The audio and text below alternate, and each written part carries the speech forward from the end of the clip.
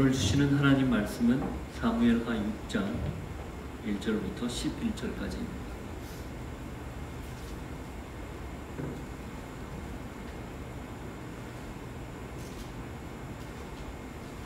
같이 읽겠습니다. 다윗이 이스라엘에서 뽑은 무리 4만 명을 다시 모으고 다윗이 일어나 자기와 함께 있는 모든 사람과 더불어 바알레 유다로 가서 거기서 하나님의 궤를 메어오려 하니 그 궤는 그룹 사이에 좌정하신 만군의 여호와의 이름으로 불리는 것이라. 그들이 하나님의 궤를 새 수레에 싣고 산에 있는 아비나답의 집에서 나오는데 아비나답의 아들 우사와 아효가 그 새 수레를 보니라. 그들이 산에 있는 아비나답의 집에서 하나님의 궤를 싣고 나올 때에 아효는 궤 앞에서 가고 다윗과 이스라엘 온 족속은 잣나무로 만든 여러 가지 악기와 수금과 비파와 소고와 양금과 제금으로 여호와 앞에서 연주하더라. 그들이 나곤의 타작마당에 이르러서는 소들이 뛰므로 우사가 손을 들어 하나님의 궤를 붙들었더니 여호와 하나님이 우사가 잘못함으로 말미암아 진노하사 그를 그곳에서 치시니 그가 거기 하나님의 궤 곁에서 죽으니라. 여호와께서 우사를 치심으로 다윗이 분하여 그곳을 베레스 우사라 부르니 그 이름이 오늘까지 이르니라. 다윗이 그날에 여호와를 두려워하여 이르되 여호와의 궤가 어찌 내게로 오리요 하고 다윗이 여호와의 궤를 옮겨 다윗성 자기에게로 메어가기를 즐겨하지 아니하고 가드 사람 오베데돔의 집으로 메어간지라. 여호와의 궤가 가드 사람 오베데돔의 집에 석 달을 있었는데 여호와께서 오베데돔과 그의 온 집에 복을 주시니라.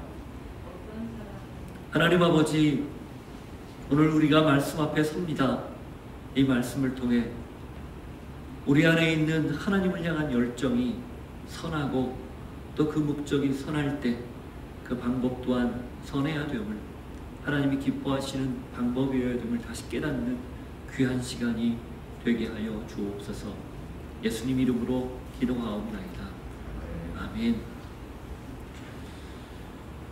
목적이 선하고 동기가 선하면 그만큼 방법과 절차 역시 선해야 합니다.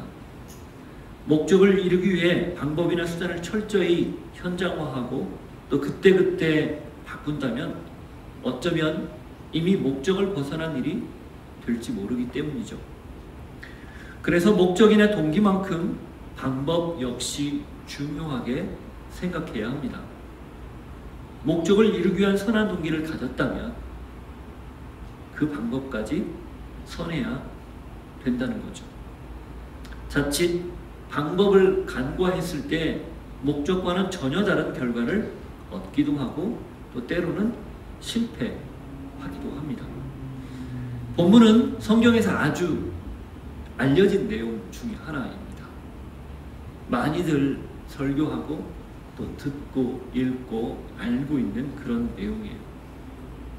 그렇기 때문에 이 내용을 다 알고 있는데 또 설교한다는 거 사실 쉽지 않아요. 그런데 저희 교회 또 저희 형제 교회는 성경을 차례대로 읽어가면서 말씀을 듣지 않습니까? 그러니 우리가 편식할 수 없고 선취할 수 없어요.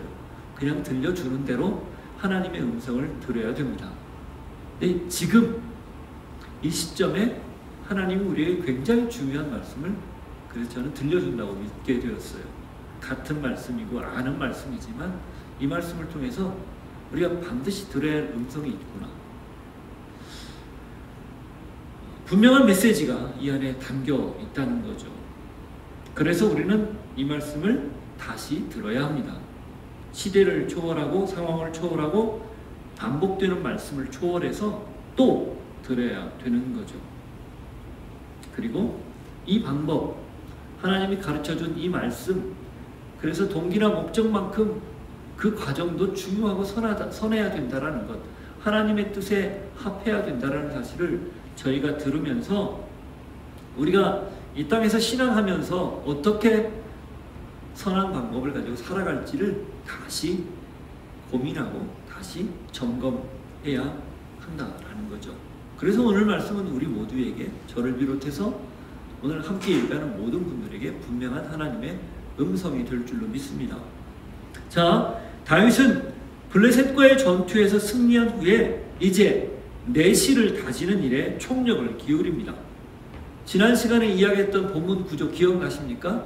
총 6개 파트가 있었고 앞에 3파트와 뒤에 3파트가 각각 A, A-, B, B-, C, C-로 구조상으로 A와 A-가 맨 끝에 처음과 마지막에, B와 B-가 중간에, C와 C-가 가운데 있는 구조상으로 그렇게 8장까지 연결이 되어 있다는 얘기 기억나시죠? 그래서 처음에 나왔던 내용이 다윗의 가족에 관한 이야기였어요. 다윗의 아들들. 그래서 혈연 중심의 그 정치 체제에서 나중에는 맨 마지막 8장에 가면 다윗이 관료들을 중심으로, 신하들을 중심으로 다스린 내용이 나온 걸 통해서 혈연 중심의 정치 체제가 관료 중심의 틀이 잡힌 체제로 잡혔다는 걸 얘기했고, 그 중간에 B 파트는 다윗이 블레셋과의 전투에서 승리하고, 그리고 B- 파트는 8장 앞부분이죠. 열방, 주변에 있는 나라들을 차례로 정복하는 내용이 나온다는 얘기를 했어요. 그래서 생존을 위한 싸움에서 영토 확장과 세를 확장하는, 하나님 나라를 확장하는 싸움으로 이것이 바뀌어간다는 것, 더 성장한다는 걸 볼 수 있었고, 오늘 지금 보는 내용은 C와 C 파트에 있는 그 중에 C 파트에 해당되는, 그러니까 다윗이 법궤를 모셔와서 통일도 됐고, 그리고 군사적으로 블레셋을 물리침으로 승리하고, 또 예루살렘을 점령해서 능력도 다 증명한 다음에 이제 모든 것의 가장 근간이 되는, 가장 중요한 그 근간이 될 수 있는 하나님 중심의 나라, 하나님 중심의 가치를 두는 그런 새로운 세상을 여는데 가장 필요한 하나님의 법궤, 그 법궤를 모셔오는 그 일, 이것이 다윗에게 있어서 가장 중요한, 그래서 내용상에도 가운데에 딱 위치하고 있어서 너무너무 중요하다는 것을 가르쳐주는 그 부분을 오늘 우리가 다룹니다. 외형적인 걸 다 갖췄단 말이죠. 모든 걸 다 갖췄어요. 그리고 점점 강해지는 상황이에요. 두루의 히람이 조공을 보내서 다윗성을 지을 만큼 이름도 지금 떨치고 있어요. 그런데 다윗은 그것으로 다윗 나라가 기틀이 다 완성되었다 생각하지 않고, 이제 쉽게 말하면 사상, 정신, 그리고 신앙, 영적인 통일, 그리고 하나됨을 추구하기 위해서, 그걸 세우기 위해서 법궤를 모셔오는 일에 총력을 기울입니다. 다윗에게 있어서 지금 가장 중요한 기초는 다른 무엇도 아닌 하나님이었기 때문이에요. 1절, 2절을 한번 보십시오. 다윗이 이스라엘에서 뽑은 무리 3만 명을 다시 모으고, 다윗이 일어나 자기와 함께 있는 모든 사람과 더불어 바알레 유다로 가서 거기서 하나님의 궤를 메어 오래 하니, 그 궤는 그룹들 사이에 좌정하신 만군의 여호와의 이름으로 불리는 것이다. 다윗이 주도적으로 3만 명이라는 병력, 어마어마한 병력이에요. 이 병력은 바로 직전에 블레셋과의 전투에 동원됐던 병력하고 같은 숫자입니다. 블레셋과 사활을 건 싸움에 동원했던 3만이라는 군대와 하나님의 궤를 모셔오는 데 동원한 3만 명이라는 군대가 똑같은, 이스라엘 각 지파에서 소집한, 징집한 사람들이었다는 거, 이거 굉장히 놀라운 사실이에요. 이건 그만큼 다윗이 하나님의 궤를 모셔오는 일을 굉장히 중요하게 여기고 있다. 그리고 다윗과 그 신하들, 그리고 관련된 종교인들만의 일로 하지 않고 전 백성, 온 백성의 일로, 그 뒤에 가면 백성들도 거기에 같이 참여했다는 걸 볼 수 있거든요.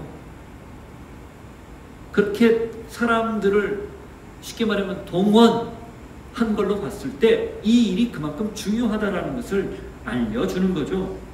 그래서 여기 바알레 유다로 가서 거기에 70년 정도 있었던 법궤를 이제 다윗성으로, 수도 예루살렘으로 모셔오려는 그 일을 계획하고 있었던 겁니다. 사실 이 본문은 여기에만 나오지 않습니다. 역대상 13장을 보면 조금 더 자세히 나와 있어요. 13장을 한번 보십시오. 13장 1절부터 5절을 보는데 같이 읽습니다. 다윗이 천부장과 백부장 곧 모든 지휘관과 더불어 의논하고 다윗이 이스라엘의 온 회중에게 이르되 만일 너희가 좋게 여기고 또 우리의 하나님 여호와께로 말미암았으면 우리가 이스라엘 온 땅에 남아있는 우리 형제와 또 초원이 딸린 성읍에 사는 제사장과 레위 사람에게 전령을 보내 그들을 우리에게로 모이게 하고 우리가 우리 하나님의 궤를 우리에게로 옮겨오자. 사울 때에는 우리가 궤 앞에서 묻지 아니하였느니라 하매 룻 백성의 눈이 이 일을 좋게 여김으로 온 회중이 그대로 행하겠다 한지라. 이에 다윗이 애굽 시올 시내부터 하맛 어귀까지 온 이스라엘을 불러 모으고 기럇 여아림에서부터 하나님의 궤를 메어 오고자 할세. 조금 더 자세하죠. 지금 사무엘상 우리가 오늘 읽은 6장 1절과 2절에는 다윗이 3만 명을 동원해서 법궤를 메어 오려고 했다. 이렇게만 설명하고 있지만 이 역대기서는 좀 더 자세하게 설명을 합니다. 그냥 메어온 것이 아니고 천부장, 백부장, 온 회중들과 더불어 의논하고 물어서 여론을 물어서 메어오는 것들을 다 좋게 여길 때에 그리고 각지의 사람들을 보내 특별히 제사장과 레위 사람들을 동원해서 그렇게 해서 모두의 동의를 구한 다음에 이 일을 진행했다는 것을 알 수 있어요. 다시 말하면 전국적인 굉장히 중요한 행사로 이 일을 치렀다는 거예요. 일종의 축제처럼 치르려고 했던 거죠. 5절에 보세요. 애굽의 시올 시내부터 하맛 어귀까지 이게요 다윗이 관할하고 있는 영토 전역이에요. 그 남쪽 끝에서부터 북쪽 끝까지 모든 사람들을 다 총망라해서 모아서 지금 법궤를 모셔오고자 했다는 겁니다. 사람들과 긴밀히 논의해서 지파가 다 모여서 이 일을 추구하려고 했다. 이 일을 함께 하려고 했다. 그걸 보여주는 거죠. 이 2절에 보면 6장 2절 오늘 본문으로 다시 돌아와서 다윗이 일어나 자기와 함께 있는 모든 사람과 더불어 바알레 유다로 가서 이렇게 돼 있잖아요. 그런데 본문에는요 일어나 갔다 이렇게 되어 있습니다. 다윗이 일어나 갔다 이렇게 되어 있어요. 첫 부분 2절 첫 부분이. 그리고 우리가 늘 들어왔던 이 말씀이 와우 개석용법으로 되어 있어요. 다윗이 그리고 일어났다 그리고 갔다. 이게 무언가 긴박하게 일이 진행됐다는 것을 표현하는 그런 문구가 원문에는 있어요. 근데 우리는 그게 잘 뉘앙스로 안 느껴지지만 사실 다윗이 이것을 굉장히 급하게 시급하게 처리했다는 것을 알 수 있습니다. 그런데 이 역대기서와 본문을 대조해보면 이렇게 시급하게 처리하는데 또 주도 면밀하게 처리를 했어요. 혼자 하지 않았고 여론을 물었고 여론을 만들었고 그리고 전국적인 축제로 이 일을 했습니다. 상당히 꼼꼼하게 준비했고 아주 완벽하게 세팅을 했다라는 것을 알 수가 있는 거죠. 열정이 있었고 급했지만 그러나 서두르지 않고 사람들에게 하나하나 그렇게 물어서 이 일을 진행했다는 것. 자, 그럼 왜 그랬을까요? 지금 다윗에게 중요한 것은 하나님 중심의 신앙이 세워지는 거예요. 근데 그게 다윗 한 사람만의 노력과 또 다윗의 측근들만의 노력으로 불가능했다는 거예요. 온 이스라엘 백성들이 이미 7년 넘게 7년 6개월 동안 서로 나뉘어서 분열을 했었기 때문에 그걸 치유하고 회복하는데 하나가 되는데 필요한 것이 여호와 하나님에 대한 신앙이었고 그것들을 공감대, 그 신앙을 공감대를 형성해서 더 분명하게 만들어가는 과정이 다윗에게 분명히 필요했다는 겁니다. 하나님이 예루살렘에 좌정하셔서 다스리는 것으로 모든 사람들에게 선포하고 알려서 우리가 이 땅에 살지만 우리의 정체성은 출애굽한 백성이고 이 땅을 정복해서 하나님이 아브라함에게 주셨던 그 약속의 말씀을 성취한 하나님의 선택된 백성이다 라는 사실을 강조하고자 했다는 거예요. 무슨 말이에요? 다윗이 여느 지도자들과 달리 선한 동기로 선한 목적으로 이 일을 했다는 거예요. 자신의 권력 기반을 공고히 하고 영향력을 펼치기 위해서 이걸 수단으로 데려다 쓴 게 아니고 철저하게 하나님의 백성으로서의 정체성을 확인하고 그 정체성대로 신앙하는 공동체, 신앙하는 국가, 이걸 세우기 위해서 이렇게 철저하게 준비했다는 겁니다. 이런 지도자가 지금껏 없었거든. 다 조금이라도 개인의 필요와 이익을 위해서, 유익을 위해서 움직였지. 특별히 전임자 사울은 그것이 아주 도드라진 사람이었지, 이런 지도자를 백성들이 본 적도 없고 경험한 적도 없어요. 그러나 다윗은 이것만큼은 철저했습니다.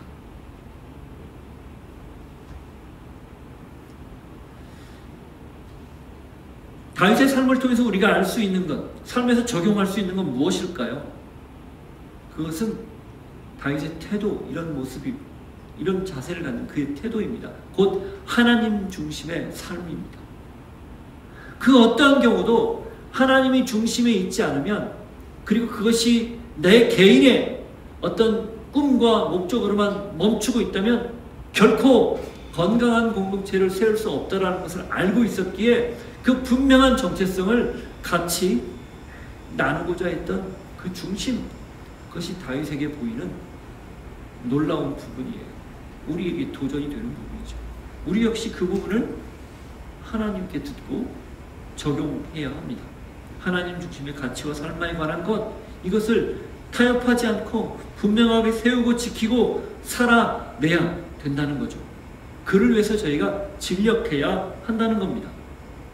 무엇과도 타협하지 않는 가치, 무엇과도 대치할 수 없는 절대 유일의 가치, 하나님의 말씀, 하나님 중심의 삶, 이것을 우리가 끊임없이 묻고 되묻고 지키고 또 지켜야 한다라는 것이에요.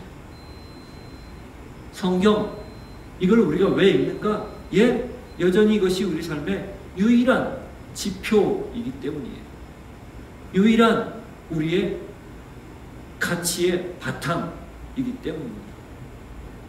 다윗처럼 그런 마음을 시종똑같이 갖고 있다면 그는 어떤 상황에서도 흔들리지 않고 이렇게 주도면밀하게 하나님의 꿈을 펼치기 위해서 철저하게 준비하는 그런 사람 역시 우리도 되어야 된다는 사실을 오늘 본문이 도전하고 있습니다. 자, 이렇게 해서 다윗이 모든 사람들의 마음을 얻어서 법궤를 다윗성으로 옮겨오려고 합니다. 그런데 이렇게 선한 의도, 분명한 동기, 하나님이 기뻐하는 목적, 이걸 가지고 시작한 일이 예상하지 않은 방향으로 흘러갑니다. 3절부터 5절이에요. 그들이 하나님의 궤를 새 수레에 싣고 산에 있는 아비나답의 집에서 나오는데 아비나답의 아들 우사와 아효가 그 새 수레를 모니라. 그들이 산에 있는 아비나답의 집에서 하나님의 궤를 싣고 나올 때에 아효는 궤 앞에서 가고 다윗과 그 이스라엘 온 족속은 잣나무로 만든 여러 가지 악기와 수금과 비파와 소고와 양금과 재금으로 여호와 앞에서 연주하더라.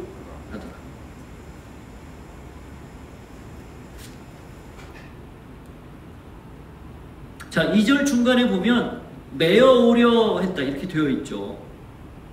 그 궤를, 하나님의 궤를 메어오려 하니 이렇게 되어 있어요. 그런데 희한하게 3절로 딱 넘어갔는데 그걸 어떻게 합니까? 새 수레에 싣고라고 되어 있어요. 이 2절과 3절 사이에 무슨 일이 있었는지 성경은 이야기하지 않아요. 그런데 분명히 메어오고자 했는데 싣고 왔다. 이게 좀 뭐가 문제가 있는 것 같이 보이잖아요. 근데 원문에 보면 사실은 이 메어온다라는 표현이 없어요. 그냥 가져오려 했다 이런 표현이 있어요. 근데 이 개역 성경에서 이 부분을 법궤는 메어오는 것이 하나님의 법칙이었기 때문에 좀 이렇게 약간 의역한 그런 느낌이 있어요.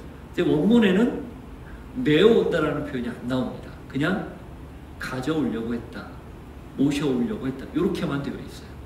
따라서 2절과 3절에 무언가 이상한 뭔가 무슨 흐름에 누가 뭐 잘못했거나 잘못 제시를 했거나 아니면 무언가 잘못이 있어서 이렇게 됐다라는 것보다는 사실 처음부터 메어 오려는 의도는 없었던 걸로 보입니다. 무슨 말씀인지 아시겠죠? 자, 그렇게 해서 그들이 법궤를 가져오는 방법 중에 하나가 뭐였어요? 새수레에 싣는 거였습니다. 민수기 4장 15절에 보면 한번 보시겠어요? 법궤를 옮길 때에 법궤를 누가 옮기고 어떻게 옮기는지를 써놨습니다. 고핫 자손이 지금 고핫 자손의 인물을 하나님이 말씀하시는 내용 중에 나오는데요. 15절 진영을 떠날 때에 아론과 그의 아들들이 성소와 성소의 모든 기구 덮는 일을 마치거든 고핫 자손들이 와서 맬 것이니라. 그러나 성물은 만지지 말라. 그들이 죽으리라. 회막 물건 중에서 이것들은 고핫 자손이 맬 것이며. 자, 어떻게 하라고 했습니까? 매라고 되어 있습니다.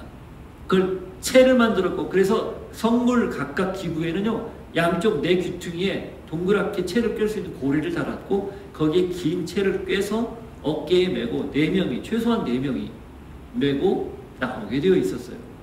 하나님 참 합리적인 것이 나머지 이 성물들 말고 좀 무게가 나가는 것들은요 수레를 줘서 소를 주어서 수레를 각각 주어서 그것들을 옮기게끔 했습니다. 무거운 걸 맡은 데에는 더 많이 주고 좀 가벼운 걸 맡은 데는 적게 줘서 아주 합리적으로 그렇게 이동할 수 있도록 했지만 성물만큼은 법궤를 비롯해서 떡상, 등잔, 향단 이런 것들은 다 어깨에 메고 옮겼어야 됐어요. 자, 이게 분명히 명시되어 있었는데도 희한한 건 아무도 이의를 제기하지 않았다는 겁니다. 심지어는 역대상을 볼 때 제사장들과 레위인들을 그 현장에 모았고 그들이 있었는데도 그들조차도 이 민수기에 나오는 법칙을 말하지 않았다는 거예요. 그리고 아비나답과 아이호와 그리고 우사 그들이 족보에 보면요 레위 사람들이에요. 그러니까 아비나답의 집에 있었다는 것은 레위인의 집에 있었다 그 말이에요. 그런데 그들이 70년 동안 그러니까 세대가 2번 내지 3번 바뀌었겠죠. 한 번 오고 최소한 한 번 이상 바뀌었잖아요. 그렇게 시간이 오래 지났음에도 불구하고 법궤를 지근거리에서 모시고 있었음에도 불구하고 이걸 몰랐다는 게 이해가 안 되는 거예요.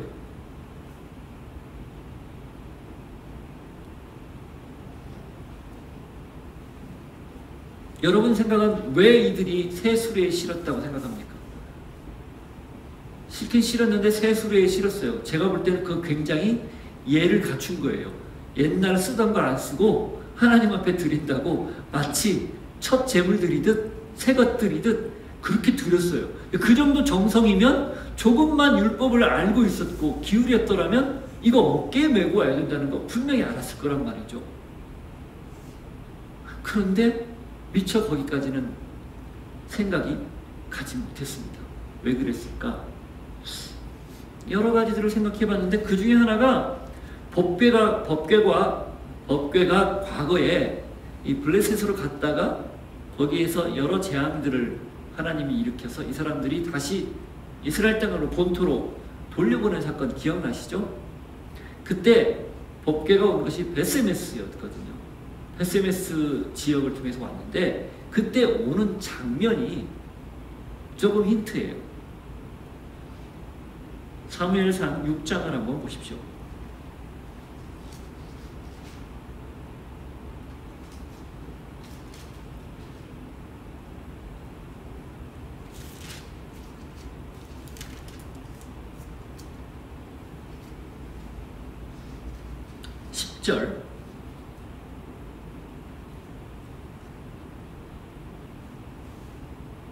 시작. 그 사람들이 그같이 하여, 그 사람들은 블레셋 사람들입니다.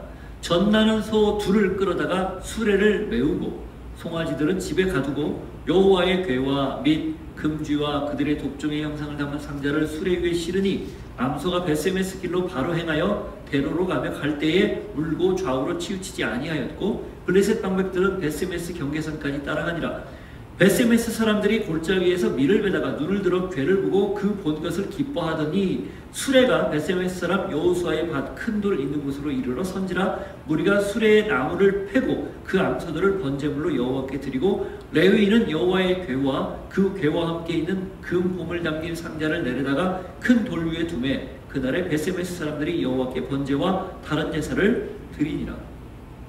지금 이 블레셋 사람들은 이 재앙이 과연 무엇 때문인가를 테스트하기 위해서 사실은 그냥 새끼가 있는 암소, 그걸 젖대지 않은 암소를 둘을 취해다가 새끼들은 집에 가두고 암소를 수레에 실어서 그 수레를 메우고 그 수레에 법궤를 실고 여러 가지를 실어서 지금 이스라엘 방향으로 보낸 거예요.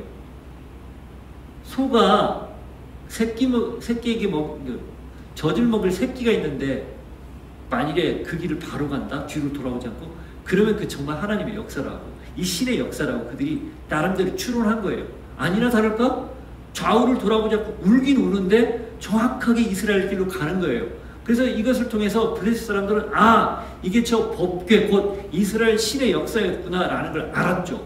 근데 그 장면을 베스메스 측에서는 눈을 들어 보니, 농사를 짓다 보니 법궤가 돌아오는데 수레에 실려 돌아오는 거예요.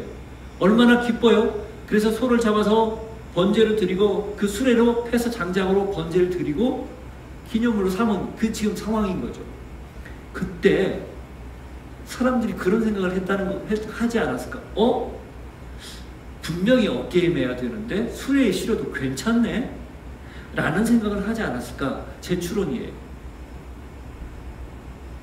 분명히 원칙이 있는데 그 원칙이 지금 예외처럼 보였단 말이죠. 그러니 괜찮았겠구나. 이래도 되는구나. 라는 생각을 하지 않았을까? 그리고 시간이 70년이 흘렀어요. 그리고 다윗 시대에 이 법궤를 예루살렘으로 모셔가야 된다라고 전언을 들었을 때 다윗으로부터 그 얘기를 이 기럇 아르바에 있는 오베데돔이 그 아비나답이 들었을 때 그때 우리가 이걸 어떻게 옮겨 우리 집으로 왔지? 그때 수레에 실려왔지?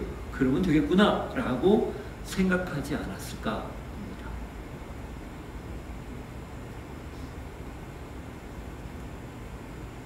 이래도 되는구나. 이게 가장 큰 문제 중에 하나였다는 거예요. 해왔는데 이렇게 해왔는데 아무 문제 없네? 이게 우리가 하나님의 방법과 뜻대로 결정하지 못하고 살지 못하는 굉장히 큰 이유 중에 하나라는 거예요. 이래도 되는구나가 아니라 그건 하나님이 이 상황에서 그냥 이들이 무지해서 그렇게 한 걸 넘어가 준 거예요. 이방인이 그렇게 했기 때문에 그걸 넘어가 준 거예요. 알 리가 없잖아요. 근데 그걸 알고 있는 유대인들, 알고 있는 이스라엘 사람들 전혀 다르죠. 괜찮구나 생각하는 것, 여기에 첫 번째 문제가 있다는 거, 이걸 우리가 꼭 기억해야 합니다. 또 하나 있어요. 더욱더 납득하기 어려운 건 다윗이 이 직전 블레셋과의 전투에서 올라가 싸웁니까? 싸워라. 올라갑니까? 아니, 이번엔 올라가지 말고 매복했다가 뽕나무에서 위에서 소리가 들리거든 가서 싸워라. 물어봤던 다윗이에요. 그리고 이 법궤를 모셔오는 일을 추진함에 있어서 혼자 독단적으로 하지 않고 3만 명과 전국적으로 하마더기부터 이 불시내까지 이 전국적인 단위로 이 일을 하면서 사람들에게 묻고 여론을 만들고 모두가 동의할 수 있는 시간과 그런 치밀한 계획이 있었고 그런 주도면밀한 기획을 했는데 하나님께 묻지 않았다는 거예요. 어떻게 해야 할까요? 안 물었다는 거예요. 블레셋과의 전투에서의 긴장감, 어떤 위기감, 그 정도의 긴장 정도가, 또 위기감 정도가 없었을까요? 전쟁은 생사가 오가기 때문에 하나님께 묻고, 이 일은 뭐 쉬운 일이니까 중요하지만 이 여론을 다 조성해서 데려오면 되니까, 모셔오면 되니까 이라고 생각해서 안 물었을까요? 묻지 않았다는 겁니다.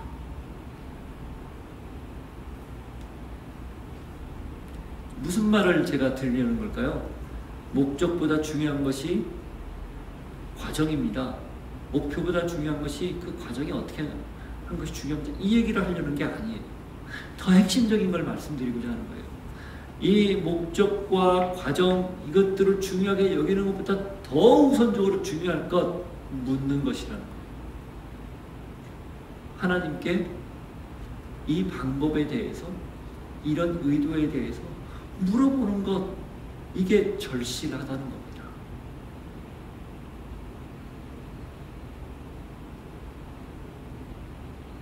다윗이 만일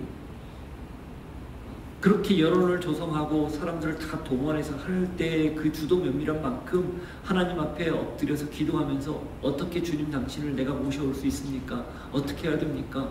라고 더 간절하게 묻고 기도하고, 그리고 하나님께서 하신 방법들을 더 상고했더라면, 가르쳐준 방법들을 떠올렸더라면, 그리고 연구했더라면 어땠을까라는 아쉬움이 남는 그런 대목인 거죠.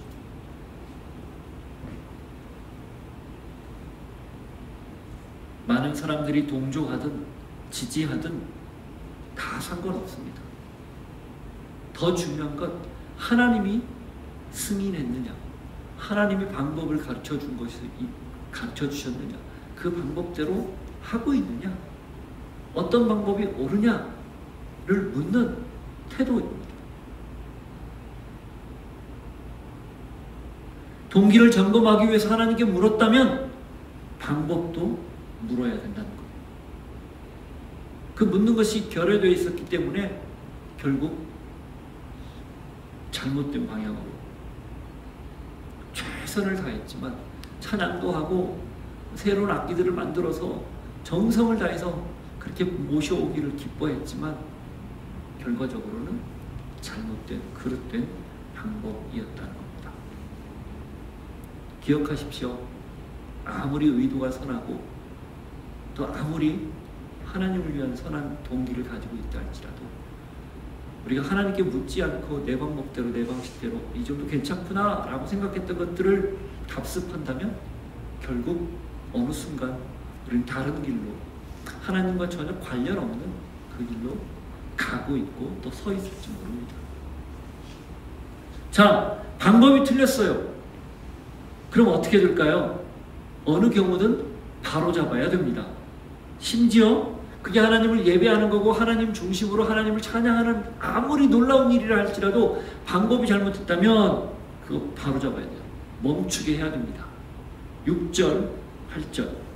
그들이 나곤의 타작마당에 이르러서는 소들이 뛰므로 우사가 손을 들어 하나님의 궤를 붙들었더니 여호와 하나님이 우사가 잘못함으로 말미암아 진노하사 그를 그곳에서 치시니 그가 거기 하나님의 궤 곁에서 죽으니라. 여호와께서 우사를 치심으로 다윗이 분하여 그곳을 베레스 우사라 부르니 그 이름이 오늘까지 이르니라.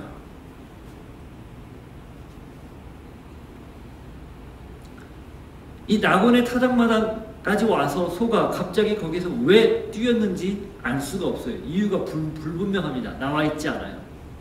그냥 소가 뛰었다 이렇게 되어 있어요. 소가 갑자기 모는 대로 안 간 거죠.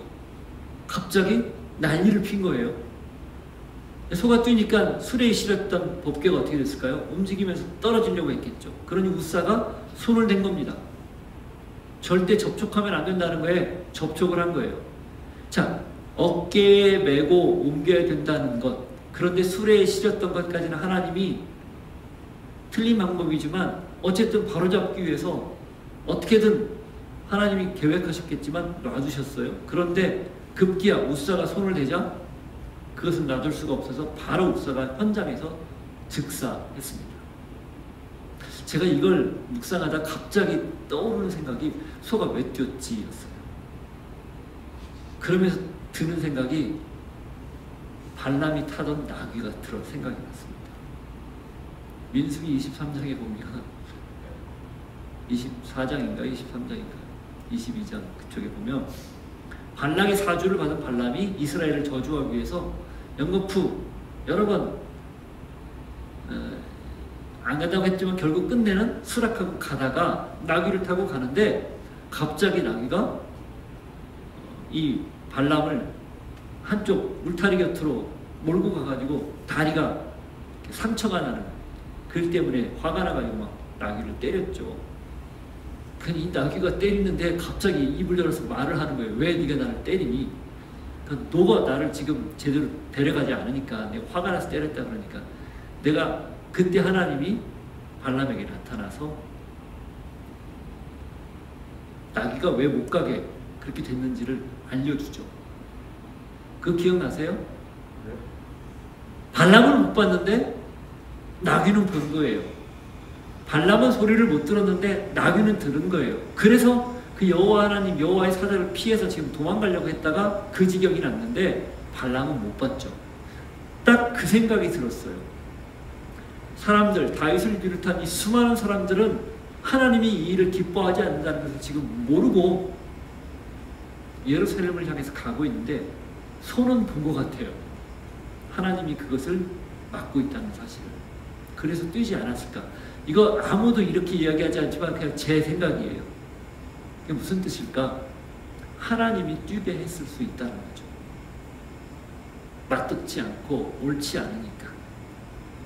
그래서 멈추게 하려는 의도가 이 안에 담겨 있었다는 것을 알 수가 있습니다.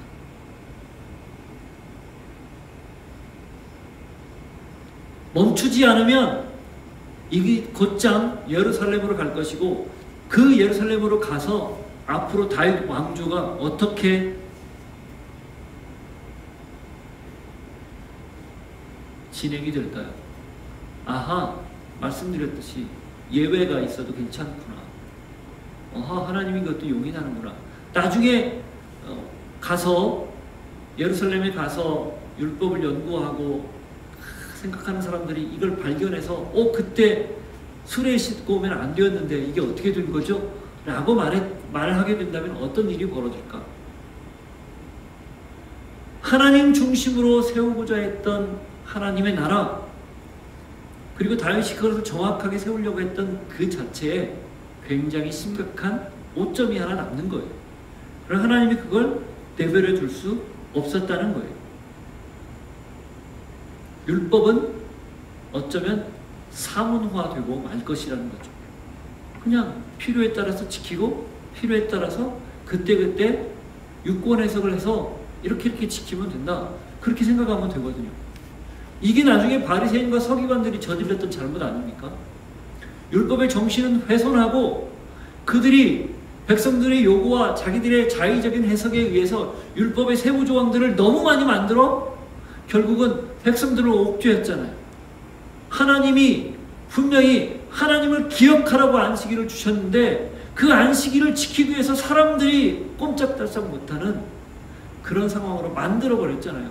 그러니 예수님이 그런 바리새인들, 서기관들, 율법학자들을 보고 그렇게 신랄하게 비판하고 화가 있다 이 독사의 자식들아 라고 욕하지 않았냐 이 말이죠.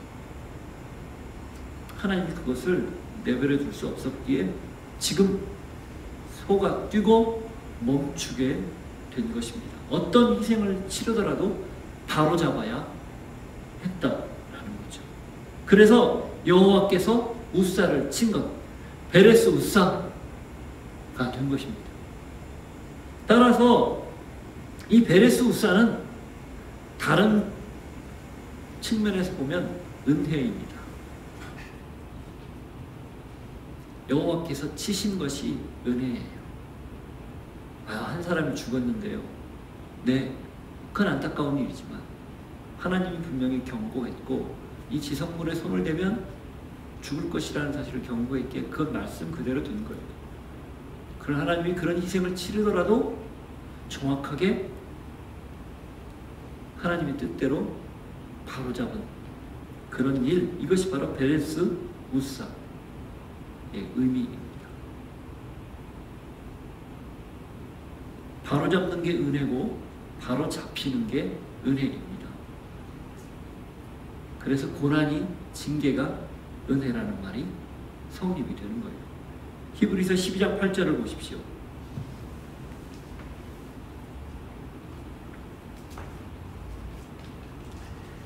읽습니다. 징계는 다 받는 것이거늘 너희에게 없으면 사생자요 친아들이 아니니라. 유명한 말씀이고 잘 알고 있는 말씀이에요. 왜 징계가 있는가? 왜 멈추고 베레스우사 같은 사건들이 우리 삶에 터지는가? 예? 그것은 우리가 잘못 가고 있는 길을 하나님이 바로잡는, 바로잡히는 그런 과정이라는 사실. 그러니 당연히 감사하고 기뻐할 일, 이것이 멈춤, 베레스우사가 주는 은혜요 의미입니다. 자, 그렇게 해서 바로 잡았어요. 일단 멈췄어요. 그 다음 어떻게 됩니까? 하나님이 가르쳐준 방법대로 즉시 수정이 돼요. 9절, 10절을 보십시오. 다윗이 그날에 여호와를 두려워하여 이르되 여호와의 궤가 어찌 내게로 오리요 하고 다윗이 여호와의 궤를 옮겨 다윗성 자기에게로 메어가기를 즐겨하지 아니하고 가드 사람 오베데돔의 집으로 메어 간지라. 자, 어떻게 어디로 갑니까? 메어서 메고 오베데돔의 집으로 가요. 이 오베데돔이라는 사람이 갑자기 나오는데 에돔의 종이라는 뜻이에요. 이름의 뜻은. 갑작스레 이분은 은혜를 받은 거죠.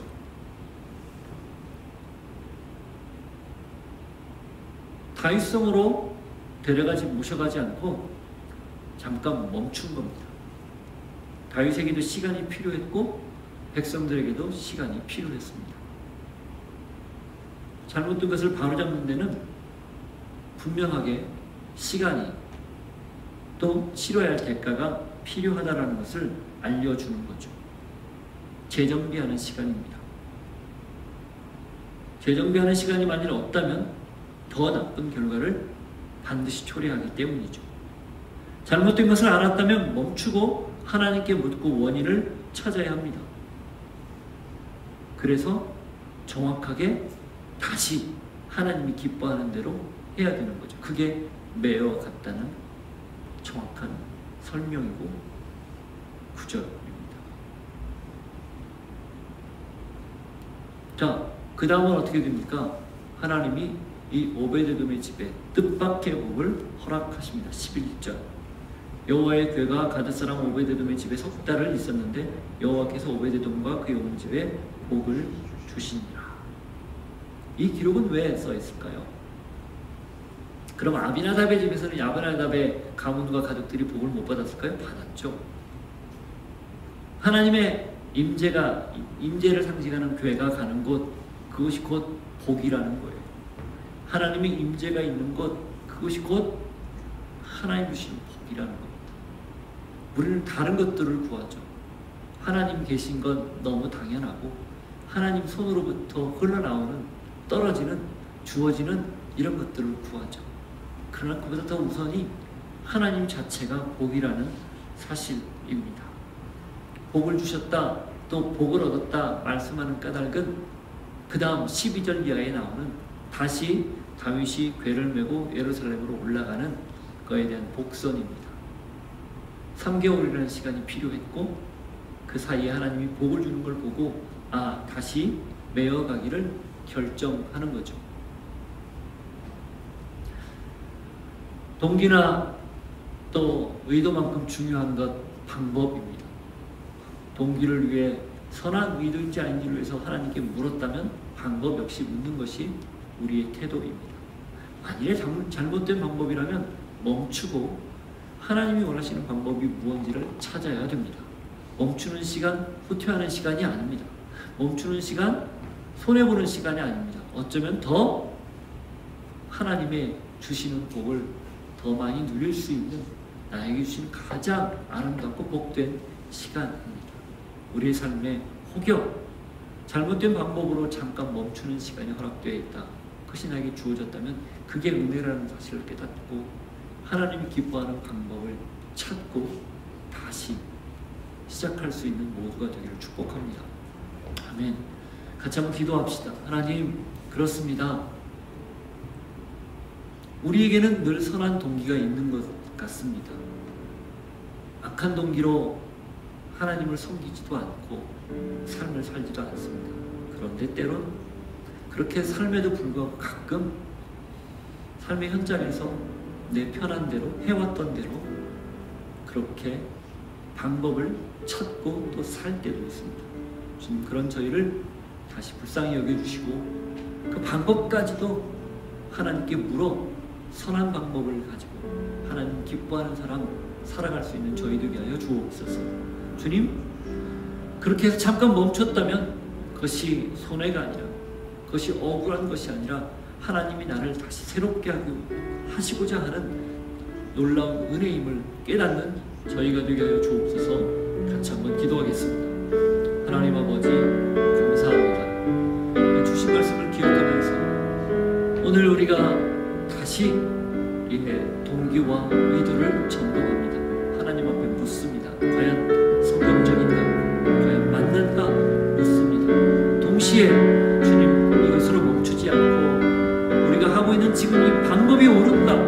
하나님의 뜻에 부합한가? 하나님이 원하시는 방법인가? 늘 묻습니다. 만일에 다르다면, 틀리다면, 옳지 않다면, 하나님의 뜻이 아니었다면 주님 멈추게 하시고 멈춰지는 것, 그리고 잠깐 퍼즐을 누르듯 쉬는 것, 이것이 은혜라는 사실을 깨닫고 주여 가르쳐 주십시오. 깨닫게 해주십시오. 알려주십시오. 주님의 뜻과 방법, 주님이 뭘 원하시는지를 그렇게 기도하며 하나님께서 기뻐하시는 건강한 방법, 옳은 방법, 바른 방법을 찾아갈 수 있는 저희들 되게 하여 주옵소서. 하나님 아버지, 동기만큼 중요한 것, 그것이 방법이라는 사실을 다시 깨닫습니다. 내 동기가 선한지 하나님 앞에 물었다면 내 방법도 선한지 묻는 저희들 되게 하여 주옵소서. 혹여 그 방법이 잘못되어 잠깐 멈춘다면 이것이 은혜라는 사실을 깨닫고 다시 하나님 앞에 서서 하나님 주신 기회를 찾아 일어설 수 있는, 갈 수 있는 저희들 모두가 되게 하여 주옵소서. 예수님 이름으로 기도하옵나이다.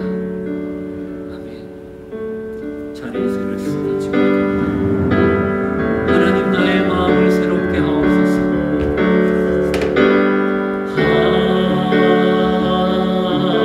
하나님, 나의 마음 만져주소서.